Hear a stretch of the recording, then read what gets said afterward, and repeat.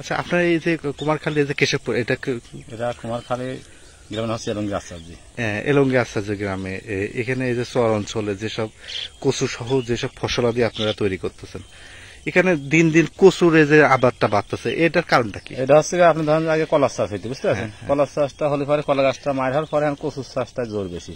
ওলের চাষ হয়েছে, ওলের চাষটা মার হয়ে গেছে। আচ্ছা, মানে কচুটাই ভালো হচ্ছে, তাই কচু চাষটা আবার জোর বেশি। আচ্ছা, এই কচুটা কখন আপনার বৈশাখ মাসে লাগানো হয়, বিক্রি আপনার আষাঢ় শ্রাবণ ভাদ্র মাসে শুরু হয়। এগুলো কিভাবে বিক্রি করেন? পিস হিসাবে নাকি? না, কেজিতে বিক্রি হয়। কেজি বিক্রি হয়। তাহলে 1 বিঘা জমিতে কি পরিমাণ কচু হতে পারে? অতিরিক্ত ভালো হলে পারে বিঘে হইতে 60-70 মন কচু হয়। 60-70 মন, তার তো ভালো একটা লাভ। আর খারাপ না, এটা দাম পালি ভালোই হয়। আর যদি আপনি যদি দাম এমন সময় 10 টাকা কেজি হয়, সেটা লাভ হয় না। গত বছর আপনি 40-50 টাকা কেজি বিক্রি ভালোই হয়েছিল। আচ্ছা, তারপরও তো এই অন্য ফসলের তুলনায় কি অন্য ফসল তুলনায় কচুটা ভালো। কচুটা ভালো, এর কোনো মায়ের কম হয়। এবার অতিরিক্ত খরা বেরি গাছের হয় না, বৃষ্টি হলে ভালো হয়, বুঝতে পারছেন? আচ্ছা, এর পরিচর্যাটা কেমন করা লাগে?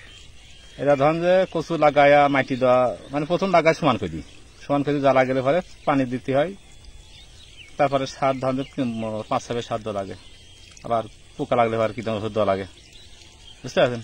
আচ্ছা, বুঝতে এবার কম না, খরচ ভালো, খরচ ভালো হয়। কিন্তু কাটা বইতে নেমো আপনার 10-12-15 কেজি সার খায়। সারটা যদি ভালো, মানে ফসলটা যদি ফোলা ছিল সার ভালো হইতো, প্রয়োগটা কমে দিলে ভালো হয়। না কম লাগে, বুঝতে পারছেন? এই বছর অতিরিক্ত খরা বলে বেশি লাগতেছে। আচ্ছা, তাছাড়া অতিরিক্ত 8-10 কেজি সারের মধ্যে কচু হয়ে যাবে। এই কচুটার কি আবার দিন দিন বাড়তেছে কিনা? হ্যাঁ, বাড়তেছে। তাইলে পারে এই কচুটা কি কচু বলে এগুলো আপনার? এটা আপনার দেশাল মুখী কচু বলে। মুখী কচু, আমরা যেটা বলে মুখ খাওয়া কচু, দেখে মুখী কচু বলে। আচ্ছা, এই বীজগুলো আপনার কোথা থেকে সংগ্রহ করেন? এটা আমার দেশের বীজ অনেক আগে থেকে আমরা তৈরি করতে, নিজের গ্রামের বীজ নিজেরাই তৈরি করেন। মানে প্লেক্সিট হবো না, আবার 5 লাখ লাইফ নাম হয়তো তার বীজ হয়ে গেল। আচ্ছা, এইভাবে চলতে।